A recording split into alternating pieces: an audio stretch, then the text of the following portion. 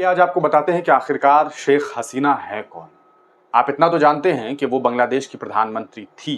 जी हाँ, आज वो प्रधानमंत्री नहीं है। सुबह सवेरे तक वो प्रधानमंत्री थी, लेकिन अब वो प्रधानमंत्री नहीं है। उन्होंने प्रधानमंत्री पद से रिज़ाइन दिया और उसके बाद वो बांग्लादेश छोड़ करके फ़रार हो गई, भारत पहुंची और भारत से वो किसी और मुल्क की तरफ रवाना भी होने वाली। आपको बताते चलें कि वो प्रधानमंत्री थी, ऐसी प्रधानमंत्री जो एक वक्त मिसाल हुआ करती थी। लोकतंत्र में उनका एक मिसाल हुआ करता था। कहा जाता था कि देखिए एक मुल्क को कितनी अच्छे तरीके से वो चला रही है, किस तरीके से बांग्लादेश जो है वो एक ऊंचाई की तरफ बढ़ रहा है। लेकिन ऐसी क्या वजह बनी कि उनकी हुक्मरानी कब तानाशाही में तब्दील हो गई कि आज उन्हें अपना ही मुल्क छोड़ना पड़ा। वहाँ की जनता ने इन्हें अपने मुल्क को छोड़ने के लिए जो है वो मजबूर कर दिया। शेख हसीना के कमरे तक लोग पहुँच गए। शेख हसीना की बिल्डिंग जो उनका प्रधानमंत्री आवास था उस पर लोगों ने हमला कर दिया। हम आपको शेख हसीना के बारे में कुछ जानकारी देना चाहते हैं जो आप तमाम लोगों के लिए जानना ज़रूरी है। आपको बताएं कि वो 5 बार देश की प्रधानमंत्री रही। कितनी बार? 5 बार। आप अंदाज़ा लगाइए, कोई 1 बार 2 बार बन जाता है प्रधानमंत्री तो कितना ज़्यादा हल्ला हंगामा होता है। 5 बार प्रधानमंत्री बनी, यानी कि 20 साल वो सेवा कर चुकी थी और 5वां उनका टर्म था। 6 महीने के बाद उन्हें रिज़ाइन देना पड़ा। बांग्लादेश के संस्थापक शेख मुजीबुर रहमान की बेटी है ये। किनकी? शेख मुजीबुर रहमान साहब, जिन्होंने बांग्लादेश को बनाने में अपनी भूमिका निभाई, जिन्हें आप इस तरह से समझ सकते हैं कि वो अपने मुल्क के गांधी थे मुजीबुर रहमान साहब। उन्होंने जो है पहले राष्ट्रपति भी थे और उन्हीं की बेटी थी आपको ये शेख मुजीबुर रहमान साहब की बेटी हैं शेख हसीना। छात्र राजनीति से सियासत में कदम रखा। इन्होंने पहले छात्र राजनीति में अपना कदम रखा था। उसके बाद बताएं कि पिता की पार्टी के स्टूडेंट विंग को इन्होंने संभाला।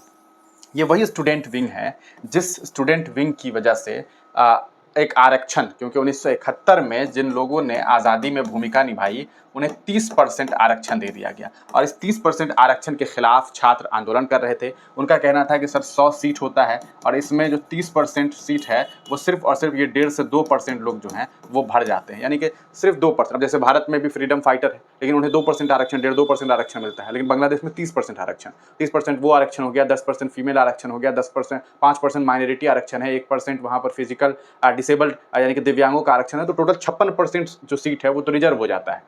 100 में 56 सीट तो ऐसे ही रिजर्व हो जाता है 2-4-5% लोगों में ही। अब बाकी 44% लोग जो है पूरा देश उमड़ जाता है। तो उस आरक्षण को कम करने के लिए, उस आरक्षण को खत्म करने के लिए 30% को कम करने के लिए आंदोलन हो रहा था और उसी आंदोलन के खिलाफ जब आंदोलन कर रहे थे तो उन छात्रों पर जो है बांग्लादेश की जो प्रधानमंत्री हैं शेख हसीना, उन्होंने हमले करवा दिए, उन्होंने गोलियां चलवा दी और नतीजा ये हुआ कि आज उन्हें अपना देश छोड़ना पड़ा। आपको बताया 1975 में बांग्लादेश की सेना ने बगावत कर दी थी। जी हाँ, हमने आपको इससे पहले वाले वीडियो में बताया था 1975 में बांग्लादेश की सेना ने बगावत कर दी थी, जिसके बाद सेना ने उनकी माँ, 3 भाई और पिता को मार दिया था।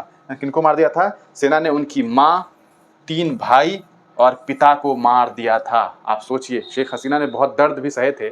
उनकी माँ को मार दिया गया था, उनके भाई को मार दिया गया था, उनके पिता को मार दिया गया था। ये काम सेना ने किया था, लेकिन शेख हसीना बच गई थी। वो भारत आई थी और भारत में उन्हें बसाया था इंदिरा गांधी ने। इंदिरा गांधी ने 6 साल तक उन्हें बसाया और फिर 1981 में वो जो है बांग्लादेश लौटी थी। इंदिरा गांधी ने आपको बताएं कि हसीना को भारत में शरण दी थी। 6 साल तक भारत में अपना समय गुजारा। सन 1981 में बांग्लादेश लौटी थी और फिर अपनी पार्टी को उन्होंने संभाला और वो पार्टी को संभालने के बाद वो प्रधानमंत्री बनी और एक अच्छा खासा करियर उनका चल रहा था। लेकिन उनके अंदर एक तानाशाही आई और उस तानाशाही का नतीजा ये हुआ कि आज उन्हें अपना देश छोड़ना पड़ा। आज आपको बताएं कि उनकी एक बहन रेहाना हसीना भी हैं, उन्हें लेकर के वो बांग्लादेश से फरार हो गई। तो ये एक शॉर्ट वीडियो में हमने आपको उनके बारे में एक जानकारी दी। आप तमाम लोगों का वीडियो देखने के लिए बहुत बहुत शुक्रिया। इस वीडियो को ज़रूर साझा कर दीजिए।